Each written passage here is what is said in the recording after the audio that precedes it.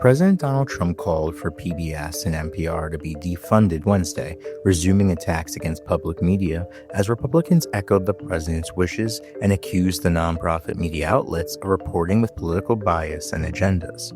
While NPR receives only about 1% of its funding from the federal government, PBS receives around 16%. The majority of NPR's funding comes from fees paid by NPR member organizations as well as corporate sponsorships. The Corporation for Public Broadcasting, which is the primary vehicle for government-funded broadcasting, receives about $500 million in congressional appropriations each year, PBS reported. The president called NPR and PBS, quote, two horrible and completely biased platforms in a Truth Social post Wednesday night, renewing a call to defund public media in the U.S.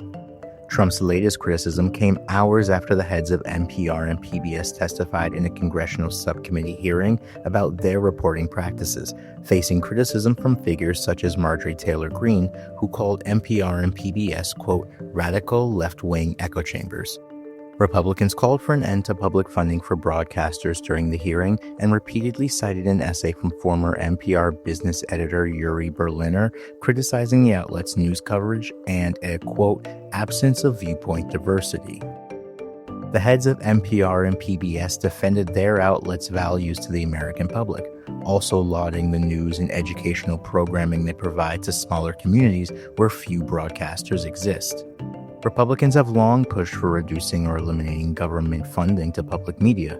Former President George W. Bush's proposed cuts to public media were rejected by Congress each year of his term, while former House Speaker Newt Gingrich sought to completely defund the Corporation for Public Broadcasting in the 1990s.